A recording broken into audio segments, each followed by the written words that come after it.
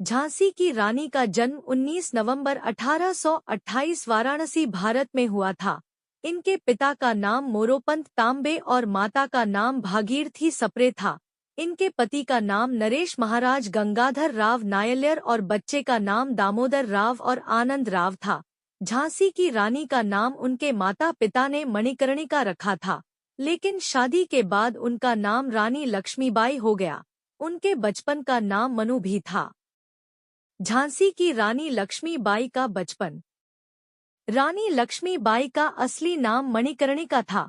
बचपन में उन्हें प्यार से मनु कहकर बुलाते थे। उनका जन्म वाराणसी में 19 नवंबर 1828 मराठी परिवार में हुआ था। वह देशभक्ति, बहादुरी, सम्मान का प्रतीक है। इनके पिता मोरोपंत तांबे मराठा बाजीराव की सेवा में थे और उनकी माता एक विदुषी महिला थी। छोटी उम्र में ही रानी लक्ष्मीबाई ने अपनी माता को खो दिया था। उसके बाद उनके पिता ने उनका पालन पोषण किया। बचपन से ही उनके पिताजी ने रानी लक्ष्मीबाई को हाथियों और घोड़ों की सवारी और हथियारों का उपयोग करना सिखाया था। नाना साहिब और तात्या टोपे के साथ रानी लक्ष्मीबाई पली बढ़ी थी। झांसी के किले की नींव आज से करीब कई सौ साल पहले 1602 में ओरछा नरेश वीर सिंह जूदेव के द्वारा रखी गई। ओरछा मध्य प्रदेश में एक कस्बा झांसी से 18 किलोमीटर की दूरी पर स्थित है। बंगरा पहाड़ी पर 15 एकड़ में फैले इस विशालकाय किले को पूरी तरह तैयार होने में 11 सालों का समय लगा और यह 1613 में बनकर तैयार हुआ। किले में 22 बुर्ज और बाहर की ओर उत्तर तथा उत्तर पश्चिम दिशा में खाई है, जो दुर्ग की ओर ढाल बनकर आक्रमणकारियों को रोकती है। यही कारण है कि इस किले की पूरे संसार में इतनी चर्चा होती है। पहले झांसी ओरछा नरेश के राज्य में आती थी, जो बाद में मराठा पेशवाओं के अधीन थी। मराठा नरेश गंगाधर राव से शादी होने के बाद मणिकर्णिका को लक्ष्मीबाई कहा जाने लगा। इसलिए उनके बलिदान के साथ उनकी छाप किले में हर जगह देखने को मिलती है। रानी लक्ष्मीबाई का विवाह। रानी लक्ष्मीबाई का विवाह झांसी के महाराज राजा गंगाधर राव के साथ हुआ था। विवाह के बाद मणिकर्णिका का नाम बदलकर लक्ष्मीबाई से जाना जाने लगा। फिर वह झांसी की रानी के नाम से प्रसिद्ध हुई। 1851 में उनके बेटे का जन्म हुआ था, परंतु 4 महीनों के बाद उसकी मृत्यु हो गई थी। कुछ समय बाद झांसी के महाराजा ने दत्तक आनंद राव पुत्र को अपनाया। रानी लक्ष्मीबाई के घोड़े का नाम। महल और मंदिर के बीच जाते समय रानी लक्ष्मीबाई घोड़े पर सवार होकर जाती थीं, या फिर कभी कभी पालकी द्वारा भी जाती थीं। सारंगी, पवन और बादल उनके घोड़े में शामिल थे।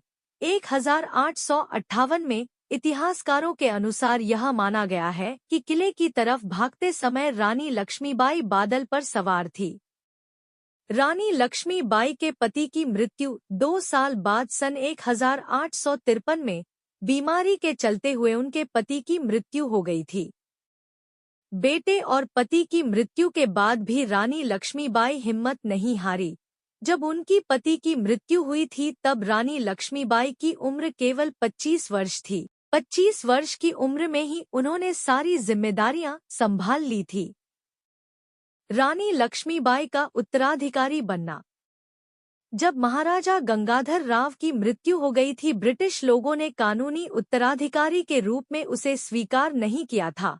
उस समय गवर्नर जनरल लॉर्ड डलहौजी एक बहुत ही शातिर इंसान था, जिसकी नज़र झांसी के ऊपर थी। झांसी के ऊपर कब्जा करना चाहते थे क्योंकि उसका कोई वारिस नहीं था, परंतु झांसी की रानी इसके खिलाफ थी। वह किसी भी हाल में किला नहीं देना चाहती थी। रानी को बाहर निकालने के लिए उन्हें 60,000 वार्षिक पेंशन भी दी जाएगी। झांसी की रक्षा करने के लिए रानी लक्ष्मीबाई ने एक मजबूत सेना को इकट्ठा किया। इस सेना में महिलाएं भी शामिल थी। कुल 14,000 विद्रोह को इकट्ठा किया और सेना बनाई थी। रानी लक्ष्मीबाई की कालपी की लड़ाई। 23 मार्च 1858 को झांसी की लड़ाई शुरू हो गई थी। अपनी सेना के साथ मिलकर झांसी को बचाने के लिए रानी लक्ष्मीबाई ने लड़ाई लड़ी थी, परंतु ब्रिटिश लोगों ने उसकी सेना पर अधिकार कर लिया था। फिर इसके बाद अपने बेटे के साथ रानी लक्ष्मीबाई कालपी चली गई थी। कालपी जाकर उन्होंने तात्या टोपे और दूसरे सभी विद्रोहियों के साथ मिलकर एक नई सेना बनाई थी। झांसी की रानी की मौत कैसे हुई?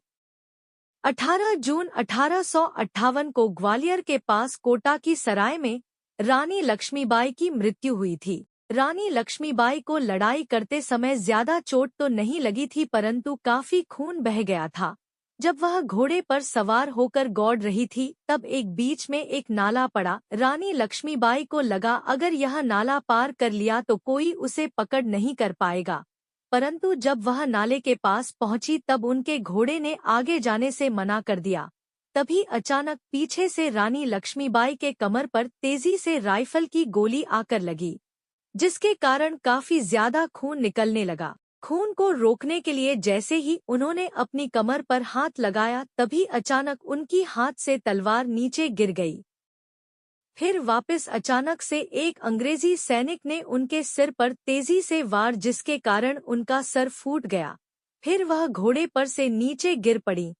कुछ समय बाद एक सैनिक रानी लक्ष्मीबाई को पास वाले मंदिर में लेकर गया। अभी तक थोड़ी थोड़ी उनकी सांसें चल रही थी। उन्होंने मंदिर के पुजारी से कहा कि मैं अपने पुत्र दामोदर को आपके पास देखने के लिए छोड़ रही हूँ। यह बोलने के बाद उनकी सांसें बंद हो गईं। फिर उनका अंतिम संस्कार किया गया। ब्रिटिश जनरल हयूरोज ने रानी लक्ष्मीबाई की बहुत सारी तारीफ में कहा था कि वह बहुत चतुर, ताकतवर और वीर योद्धा थी। झांसी की रानी की कविता। सुभद्रा कुमारी चौहान द्वारा लिखी गई कविता झांसी की रानी की बहुत ही प्रचलित है। झांसी की रानी के ऊपर बहुत सारे देशभक्ति के गीत भी लिखे गए हैं। बुंदेले हरबोलों के मुंह हमने सुनी कहानी थी, खूब लड़ी मर्दानी वह तो झांसी वाली रानी थी।